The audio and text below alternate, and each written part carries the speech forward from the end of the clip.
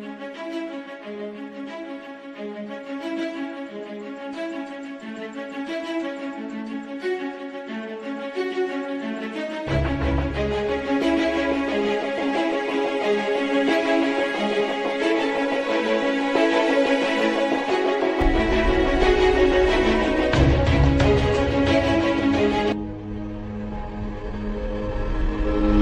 kita lihat indikasi kebangkitan PKI saudara yang ada di Indonesia ini. Kita mulai dari yang pertama. Kita semua sama tahu ada kelompok yang begitu ngotot menuntut pencabutan TAP MPRS nomor 25 tahun 1966. Kalau TAP MPRS ini dicabut, yang diuntungkan adalah keluarga besar PKI. Ini indikasi saudara. Enggak mungkin yang bukan PKI menuntut pencabutan daripada TAP MPRS tersebut. Karena kalau TAP MPRS nomor 25 tahun 66 dicabut, yang untung bukan umat Islam, yang untung bukan tentara, yang untung bukan polisi, bukan, yang untung bukan negara, yang untung adalah kader-kader PKI. Nah sekarang yang kedua, saudara, sebelum tahun 1998, sejarah pengkhianatan PKI di Madiun 1948 maupun G30S PKI 1965 itu tercantum, diceritakan dalam sejarah Indonesia, masuk dalam kurikulum. Jadi dari tahun 1965 sampai 1998 sejarah pengkhianatan PKI merupakan bagian daripada kurikulum pendidikan untuk pelajaran sejarah Indonesia. Tapi begitu masuk reformasi 98, saudara, pelajaran tentang pengkhianatan PKI baik di Madiun 1948 maupun G30S PKI 1965 dihapuskan dari kurikulum pendidikan. Saya bertanya-tanya, siapa ini manusia yang punya kekuatan bisa menghapus materi pengkhianatan PKI dari kurikulum? Ini bukan seorang biasa, saudara. Dia punya kekuatan politik, dia punya kekuatan ekonomi, dia punya kekuatan sosial. Kalau hanya rakyat jelata biasa, nggak mungkin dia bisa menghapus daripada pelajaran pengkhianatan PKI dari kurikulum pendidikan Indonesia, saudara. Dan dampaknya serius. Sejak tahun 98 sampai hari ini, saudara. Sampai hari ini, saudara, apa yang terjadi? Yuk mari kita lihat, saudara. Anak-anak SD, SMP, SMA yang di tahun 98, saudara, baru mulai mencicipi sekolah, mereka nggak dapat lagi pelajaran tentang pengkhianatan PKI. Jadi dari tahun 98 sampai hari ini, generasi muda kita yang umurnya sekitar 25 sampai 27 tahun, mereka nggak tahu apa dan bagaimana PKI, saudara. Saudara, ini kurikulum ini penting. Kurikulum ini membentuk daripada ideologi bangsa. Kurikulum ini membentuk pemikiran filsafat bangsa. Kalau sudah dihapuskan dari kurikulum, jangan kaget kalau anak-anak muda kita saat ini umur 20-an, saudara, 25 atau 27 ke bawah, tidak ada yang tahu PKI. Bahkan mereka merasa bangga pakai kaos dengan gambar palu arit karena ketidaktahuan mereka, saudara. Sebelum tahun 98, saudara, televisi nasional khususnya TVRI setiap tanggal 30 September selalu memutar ulang film tentang pengkhianatan G30S PKI. So, hingga dari Sabang sampai Merauke, dari gunung sampai ke lembah, orang di kampung-kampung nonton film tersebut, saudara. Mereka tahu betapa biadabnya PKI, betapa zolimnya PKI, betapa pengkhianatan yang dilakukan oleh PKI. Tapi sayang sejuta sayang, setelah reformasi tahun 98 tidak ada satupun stasiun televisi sampai hari ini yang berani menayangkan kembali daripada film pengkhianatan G30S PKI, saudara. Ada apa? Siapa itu orang yang bisa nakut-nakut di televisi? Siapa itu orang yang bisa neken media televisi? Siapa itu orang yang menguasai media di kita punya negeri sampai media takut, nggak berani untuk menayangkan film itu kembali, saudara? Nah, ini fakta. Ini merupakan indikasi kebangkitan PKI yang tidak terbantahkan. Omong kosong kalau ada mengatakan PKI tidak akan bangkit. Omong kosong kalau ada mengatakan PKI akan bangkit atau PKI ini sudah final tidak akan bangkit lagi. Omong kosong, saudara. PKI sedang bergerak. PKI akan bangkit kembali. PKI akan melibas kita semua kalau kita tidak merapatkan barisan dari sekarang, saudara. Dulu sebelum 98 ada Litsus, penelitian khusus bagi pejabat publik di Indonesia, saudara. Seseorang ingin jadi gubernur, ingin jadi kepala daerah, apalagi mau jadi menteri, saudara, ada penelitian khusus. Siapa dia? Bagaimana ideologinya? Apa keterkaitannya dengan PKI, saudara? Kalau terbukti ada keterkaitan dengan PKI, apalagi mengusung ideologi PKI, tidak akan pernah dilantik oleh negara sebagai pejabat publik, saudara. Tapi semenjak tahun 1998 Litsus ditiadakan. Nah, kemudian baik yang kelima, saudara, putra-putri PKI keturunannya masuk ke partai-partai politik, masuk ke instansi lembaga-lembaga negara, saudara. Dan dari sanalah, saudara, mereka mempengaruhi kebijakan-kebijakan untuk keuntungan PKI. Baik, yang keenam, mari kita lihat lagi, saudara. Kita tidak boleh menutup mata. Sejak tahun 1998 begitu banyak buku-buku yang membela PKI. Dibagikan secara gratis, dijual dengan bebas di toko-toko buku, saudara. Pemerintah kita nggak mampu untuk melakukan tindakan apapun. Real, fakta, saudara. Bahkan ada satu anggota dewan, pimpinan satu komisi di DPR RI, saudara, begitu bangga mengarang buku mengatakan dengan judul "Aku Bangga Jadi Anak PKI". Nggak sampai di situ, bahkan dia karang buku lagi dengan judul anak PKI masuk parlemen, seolah-olah dia ingin meledek semua yang anti PKI.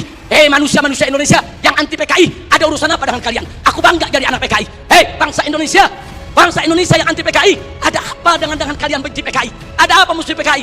Aku anak PKI masuk parlemen dan aku bangga menjadi anak PKI. Innalillahi wa inna ilaihi rajiun. Ini indikasi. Yang ngomong yang sebelah sana. Mari kita lihat yang nomor 7. Saudara, adanya usulan RUU KKR, Komisi Kebenaran dan Rekonsiliasi. Ini juga tidak lepas dari peran-peran untuk kepentingan PKI. Kemudian yang ke-8, bagaimana Komnas HAM, luar biasa saudara. Berikut LSM liberal yang menjadi LSM komprador, saudara, yang bersuara untuk kepentingan asing, juga mereka semua bersuara untuk membela PKI. Yang ke-9, maaf saudara, ya, ada bantuan Cina kepada Indonesia, berikut kompensasinya. Saya tidak campur urusan ekonomi negeri ini saudara, tapi kalau sudah bantuan dari negara komunis Cina ke Indonesia dengan kompensasi tenaga kerja yang masuk Indonesia, wajib untuk diwaspadai saudara. Nah kemudian jangan lupa yang ke-10 saudara, ada beberapa parpol, bukan satu, yang terang-terangan mengirim kader-kadernya ke Republik Rakyat Cina untuk ikut pendidikan politik. Mereka dididik oleh Partai Komunis Cina saudara. Ada apa? Ya, itu hak partai tersebut, itu hak pribadinya, saya tidak ikut campur. Tapi saya sebagai bangsa Indonesia punya hak untuk mewaspadai partai-partai yang menjalin kerjasama dengan Partai Komunis Cina, saudara. Yang ke-11, di mana-mana ada seminar, ada temu kangen, saudara. Di mana-mana ada temu kangen PKI, seminar PKI, saudara. Sementara, saudara, dari pihak aparat keamanan setengah hati untuk membubarkan mereka, saudara. Berapa kali di Taman Ismail Marzuki mereka menggelar acara, bikin kegiatan, saudara. Ada bentrokan dengan gerakan bela negara, dengan laskar-laskar FPI di beberapa tempat, saudara. Ada apa? Ada lagi anggota-anggota dewan yang merupakan kader PKI menggunakan kunjungan kerja mereka untuk membuka temu kangen kader PKI, sebagaimana terjadi di Banyuwangi beberapa waktu yang lalu, saudara. Yang ke-12, pembentukan Ormas Orsospo yang berafiliasi kepada PKI, pemutarbalikan sejarah PKI dan lambang PKI, saudara. Saat ini di kalangan selebritis KUH muda, dan maaf, sampai Menko Polhukam, maaf, harus saya sampaikan, saudara. Begitu kami protes adanya kaos-kaos berlogo PKI, Pak Menko mengatakan, saudara, tentara dan polisi tidak usah over, jangan berlebihan, jangan kalau ada logo PKI dianggap PKI, ini kan cuma tren anak muda. Logo PKI itu termasuk sosialisasi lambang PKI, itu dilarang, saudara, oleh TAP MPRS nomor 25 tahun 66, dilarang juga oleh Undang-Undang nomor 7 tahun 27 tahun 99, dilarang juga oleh TAP MPR RI nomor 1 tahun 2003, dan dilarang oleh KUHP pasal 107 A, B, C, dan D serta E, saudara. Nggak bisa, kalau itu sudah masuk larangan, seorang Menko Polhukam tidak berhak melindungi logo Palu Arit hanya dengan alasan itu adalah tren kaula muda, saudara. Takbir, Allahu Akbar, merdeka.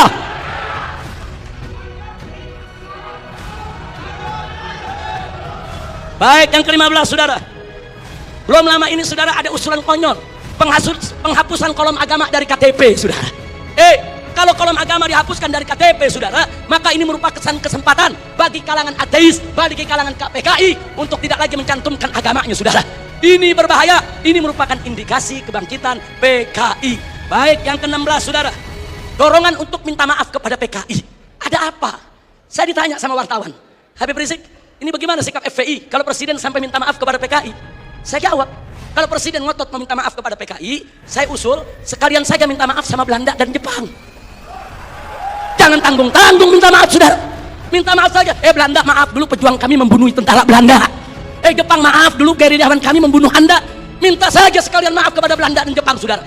Belanda dan Jepang itu penjahat, saudara. Sebagaimana PKI, bukan kita yang minta maaf kepada Belanda dan Jepang, bukan kita yang minta maaf kepada PKI. PKI yang harus minta maaf kepada bangsa Indonesia, saudara. Baik, kemudian berikut yang ke-17, saudara. Maaf, sekarang ini ada jargon revolusi mental. PDIP juga. Kalau yang dimaksud revolusi mental adalah revolusi akhlak, revolusi moral, revolusi budi pekerti, dari tidak baik menjadi baik, tentu kami dari FPI akan sangat-sangat mendukung. Tapi kalau yang dimaksud revolusi mental adalah membebaskan jiwa dari ikatan agama, membebaskan jiwa daripada aturan hukum Tuhan, sebagaimana yang pernah disuarakan oleh Karl Marx, sebagaimana di tahun 50-an pernah dikampanyekan oleh PKI. Ini jargon PKI dulu, saudara. Nah, kalau itu yang dimaksud, kami menolak istilah revolusi mental kalau hanya memberikan kesempatan kepada PKI untuk bangkit, ya, kawan. saudara, saat ini di beberapa karnaval, bagaimana tokoh-tokoh PKI, saudara, seperti Aidit, seperti Nyoto, saudara, itu dibawa-bawa, diusung-usung. Bahkan dalam karnaval peringatan HUT RI di Madura, saudara, di Sumatera Barat, kemudian di Jawa Timur. Ada apa kalau ini bukan indikasi kebangkitan mereka? Dan yang ke-19, saudara, maaf, beberapa waktu yang lalu juga ada simposium di Arya Duta. Saudara, ya, tujuan pemerintah baik, dimonopoli oleh pemerintah, bagus tujuannya, saudara. Tapi sayang sejuta sayang, saudara, ternyata simposium tersebut, saudara, hanya menguntungkan kader-kader PKI ketimbang kader-kader bangsa Indonesia sendiri, saudara. Nah, karena itu, saudara, yang terakhir, yang ke-20, saudara. Ada jenderal PKI. Yang terakhir, saya sedih, kecewa, bercampur marah. Begitu saya saksikan di ELC, saudara, Indonesia Lawyer Club, di salah satu sebuah stasiun televisi, saudara, ada tokoh yang mengatakan kalau PKI itu hanya korban. Kalau PKI itu korban, penjahatnya siapa? Kalau PKI korban, berarti penjahatnya NU, penjahatnya Banser, penjahatnya Masumi, penjahatnya tentara, penjahatnya Polri, penjahatnya negara, saudara. Nah, maka itu, saudara, ya kalau korbannya PKI, berarti penjahatnya Nahdlatul Ulama, NU, berarti penjahatnya Muhammadiyah. Enaknya, saudara, umat Islam ini dianggap semua sebagai pelaku kejahatan. Ini kita tidak terima. Kepada yang bersangkutan, kalau ingin simpatik kepada PKI, itu urusanmu. Tapi jangan coba-coba mengatakan mereka korban. Itu akan menyinggung perasaan jutaan umat Islam di Indonesia. Baik, saudara, saya di sini tidak mau sebentar karena waktu sudah sebentar. Implikasi saya lewatkan dulu. Usulan FPI untuk simposium ini. Ayo kita kembali kepada Pancasila dan Undang-Undang Dasar 1945 yang asli, yang dijiwai Piagam Jakarta sebagaimana amanat dekret Presiden 5 Juli tahun 1959. Takbir, merdeka. Yang kedua, tolak segala perbuatan dan pemahaman ideologi yang bertentangan dengan nilai luhur ketuhanan Yang Maha Esa sebagai jiwa daripada Pancasila. Apapun ideologi, pemahaman dan perbuatan yang bertentangan dengan nilai luhur ketuhanan Yang Maha Esa harus kita tolak, saudara. Termasuk pemahaman PKI, komunisme, ateisme, kemudian Leninisme, Marxisme, termasuk segala kemunkaran dan kemaksiatan yang bisa mengundang kemurkaan Allah sehingga bisa terjadi, yaitu malapetaka dan musibah di negeri kita. Yang ketiga, tegakkan dan laksanakan TAP MPRS nomor 25 tahun 66, Undang-Undang nomor 27 tahun 99, TAP MPRI nomor 1 tahun 2003, dan KUHP pasal 107A sampai E. Karena itu kita serukan TNI dan Polri jangan pernah ragu. Anda semua punya payung hukum untuk menindak, menutup, membubarkan setiap kegiatan PKI di seluruh wilayah NKRI ini, saudara. Kemudian yang keempat, ada 5 poin, saudara. Tolak formalisasi rekonsiliasi dengan PKI. Saudara, saya punya cerita. Di tahun yang lalu, 16 Agustus tahun 2015, kami ormas Islam itu melakukan long march yang diikuti oleh ratusan ribu umat Islam dari Senayan, Sudirman, Tamrin sampai ke Istana. Kenapa kami gelar itu parade tauhid, saudara, dengan ratusan ribu umat Islam? Karena kami dengar dari sumber yang sangat terpercaya bahwa Presiden, saudara, berencana untuk memasukkan, saudara, item permohonan maaf kepada PKI di dalam pidato kenegaraannya. Kita melakukan demo-demo kecil dan puncaknya yaitu tanggal 16 Agustus 2015, saudara. Nah, lalu apa, saudara? Di situ umat Islam sepakat kalau Presiden Jokowi tetap ngotot meminta maaf kepada PKI atas nama negara, kami akan serukan umat Islam, saudara, dan seluruh bangsa Indonesia dari Sabang sampai Merauke, kita turun ke jalan lengserkan siapapun presiden yang membela PKI, saudara. Takbir, merdeka. Nah, kenapa kami tolak formalisasi rekonsiliasi dengan PKI? Karena akan membuka luka lama sejarah dan bisa membuka pintu fitnah yang berbahaya. Yang ingin saya berbagi cerita, saya diundang oleh Menko Polhukam di rumahnya. Kami diajak dialog soal PKI. Saya tanyakan langsung kepada beliau, apa betul Presiden tetap akan minta maaf kepada PKI?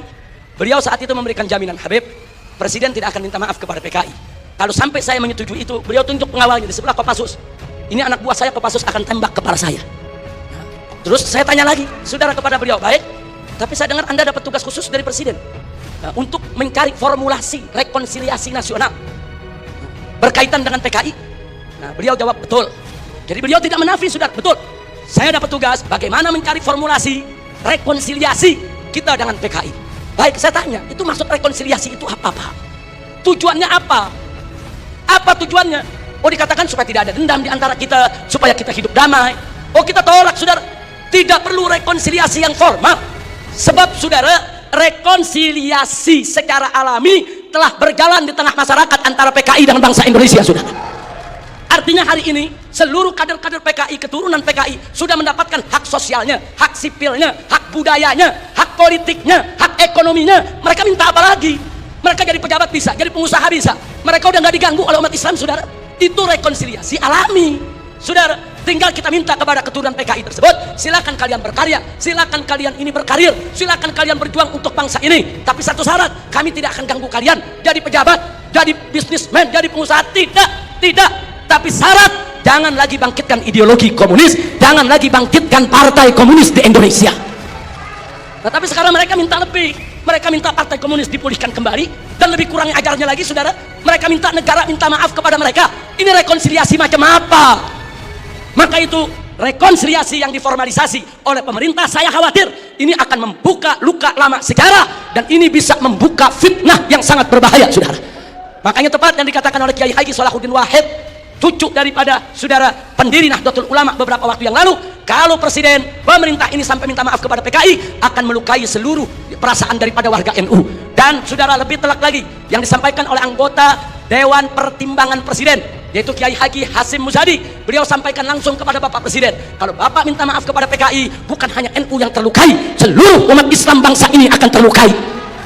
Ini bahaya, ini negeri udah damai, udah tenang, kita nggak ribut-ribut lagi soal PKI, saudara. Kenapa mau dikorek-korek lagi luka lama, saudara? Nah, karena itu, saudara, kalau ada usulan bongkar itu kuburan massal yang isinya PKI, apa seluruh kuburan mau dibongkar? Kuburan kiai-kiai, santri-santri, saudara, umat Islam yang mereka sembelih, apa semua mau dibongkar? Apa semua juga mau dibangkitkan kembali, yaitu luka lama yang sudah ada? Ini pertimbangan tidak rasional, saudara.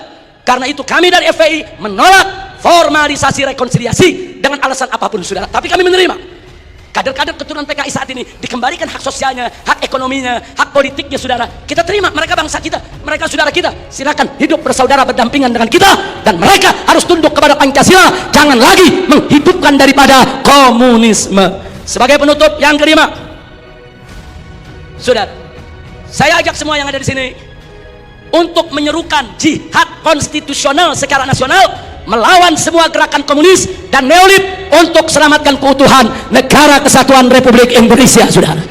Takbir, Allahu Akbar, merdeka. Itu saja yang bisa saya sampaikan. Hadirin Allah wa iyyakum ila siratal mustaqim. Wassalamualaikum warahmatullahi wabarakatuh.